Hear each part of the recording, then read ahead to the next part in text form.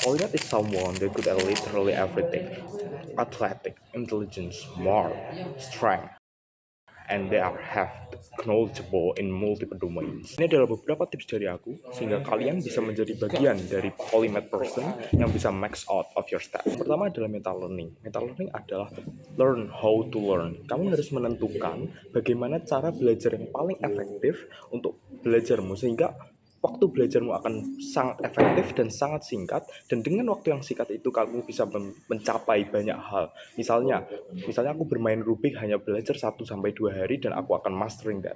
Itu kalian harus sangat intensif dalam mencapai itu.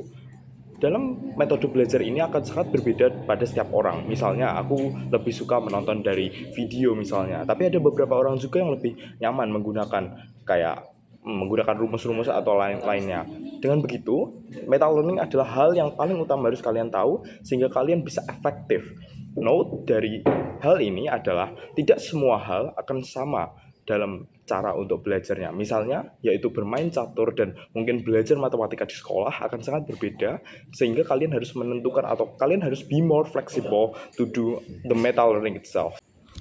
Yang kedua adalah optimize your cognition. Karena apa? Untuk belajar efektif, kalian harus mengoptimalisasi kognisi yang kalian punya, yaitu dari otak.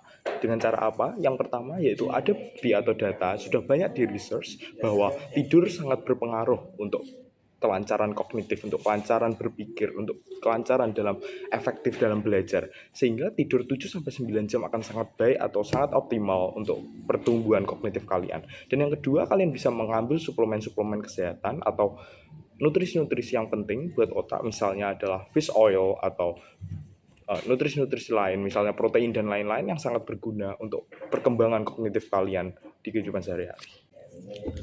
Yang ketiga, kalian harus menjadi effective deleter. It means kalian harus menghapus beberapa informasi yang menurut kalian nggak penting. Karena faktanya guys, 80% informasi yang diterima otak kita itu unnecessary. Karena otak kita hanya memiliki capacity, punya limited capacity. Means kita hanya punya kayak 20% informasi yang bisa kita terapkan untuk menjadi efektif dalam kehidupan sehari-hari.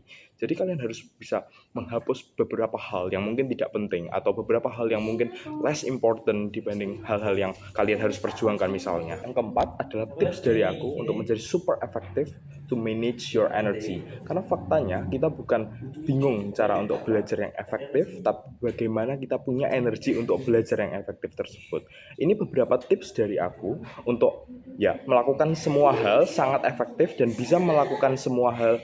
Kalian bisa selesaikan semua hal dan mastering all of skill.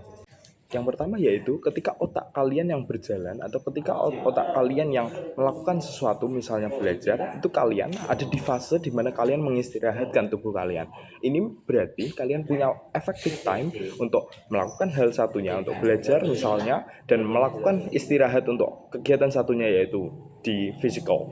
Yang kedua yaitu ketika, ini juga berlaku sebaliknya, ketika kalian lagi nge-gym atau lagi latihan, kalian akan melatih tubuh kalian, tapi kalian mengistirahatkan otak kalian. Ini namanya kalian efektif dan kalian bisa mastering all of your skill. Mulanya sangat simple, jadi kalian harus ngeset motivasi atau ngeset goal untuk kalian achieve. Jadi even if kalian capek, kalian tetap akan punya dorongan untuk melakukan hal itu. Tapi yang kedua yaitu kalian harus sangat efektif dengan cara yang seperti saya sebutkan sebelumnya, 3 hal yang saya sebutkan sebelumnya, maka kalian akan mencapai goal itu lebih cepat, lebih efektif daripada orang lain. This is how you can be the polymath person.